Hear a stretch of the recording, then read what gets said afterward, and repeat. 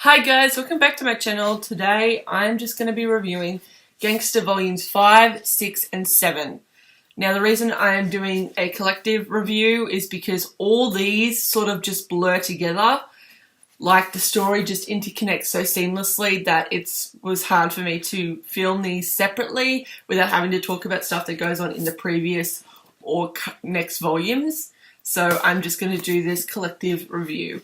So I talked a bit about Volume 5 in my first impressions, and it left off quite a cliffhanger. The hunters have started killing the Twilights, and we lost a life, and one of the lives was on the cover. And not happy Jan, nah, not happy, not happy, not happy Jan. But it was a really good volume. But Volume 6 and 7 is where it gets heavy. And I do want to say trigger warnings for volumes 6 and 7. There is a mention of sexual assault.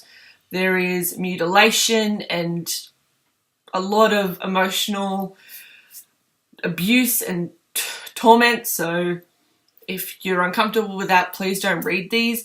There is a little thing that says explicit content, so I wouldn't recommend these volumes to anyone under the age of at least 19 or 20 because it does deal with pretty heavy stuff. But this is where we get more information on Delico's little sister Erica, who is on the cover here, and she is one of the hunters. She is the person who is responsible for killing all the Twilights, and that was just very heartbreaking for Delico because to see his long lost little sister not only as like this emotionless killer, but killer of something that they both are is extremely upsetting for him. And I felt so sorry for him that he's trying to reach out to her and trying to be like, Erica, it's me, it's Delico. And you can just see her just emotionless over what was once considered a very strong sibling bond. The little kid on the front here pissed me off. He was so happy-go-lucky with the killing and he was so obnoxious. And so in Volume 7 when he gets his comeuppance, I was like very happy. Like I'm not usually this happy when someone gets their comeuppance, but this little shit annoyed the heck out of me. And then we finally leave off on a cliffhanger on this, and then this volume is not the last volume because I found out that the story was put on hiatus and the author Kosuke has recently come back from hiatus and she's creating again, and I'm excited because that means more volumes. So this is the final physical volume. I know that there are more chapters and I don't know whether I'm going to read them independently or wait for volumes 8 and 9 because I really do like collecting these and the covers are pretty, but I digress. This volume picks up where the last volume left off on a cliffhanger, and Marco, my sweet baby Marco, is such a wreck in this one. These two are destroyers and they have come to collect Marco because we find out that they have a connection to Marco and they use Marco's connection to Constance to blackmail him, or at least try to blackmail him to come back. And I found this novel so emotional. It does flip back and forth between trying to find out where Nick and Warwick are at and actually the main story of Marco trying to find Constance and rescue her. And it was just so sad and depressing. And like the final panel of this was so heartbreaking that I'm like, I need to read the next chapter. And I searched for it, but I couldn't find it. And I'm so distraught and unhappy about what happened in this volume. We do find out there was a reveal that I disliked, and I'll go more into that in a spoiler bit in a second. I was so sad for Marco and Constance. They just wanted to be together and be happy. Oh, it was heartbreaking. It was literally, I was torn apart by this volume, and I was not ready for what Kosuke had in mind. Now, before I get into spoilers, there is a second sort of prequel series that is going on.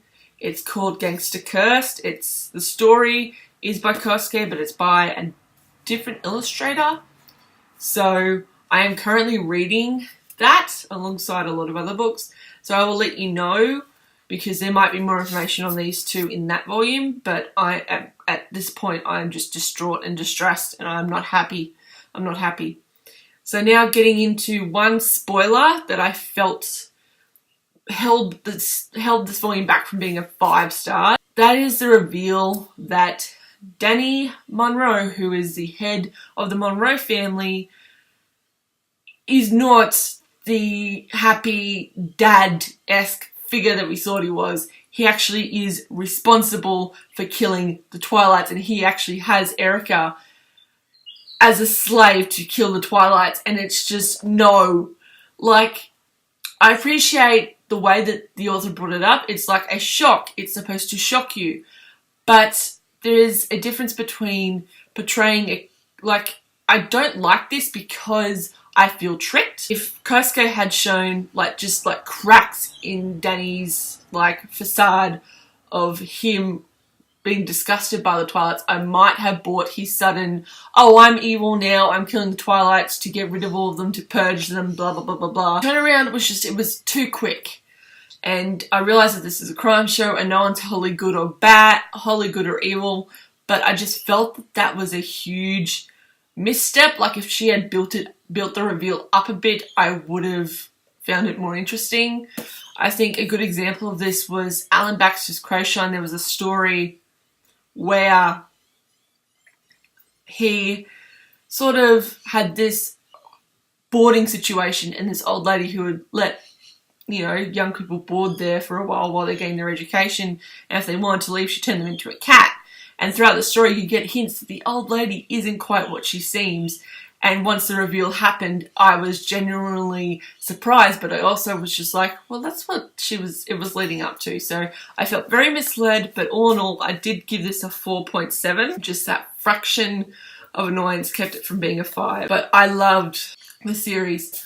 Overall, up to this point, I will give this series a 9 out of 10. There are just a few minor annoyances, like the pacing and whatever, that kept me from giving it a full 10 out of 10, and with it not being finished, that is also another reason why I gave it a 9 out of 10, because unless I can see an ending, I don't want to give a 10 out of 10 because I don't know how it ends. But up to this point, it is going phenomenal. I will report with more activity on the Gangsta manga because I think it's one of the best ones that I've read in a while.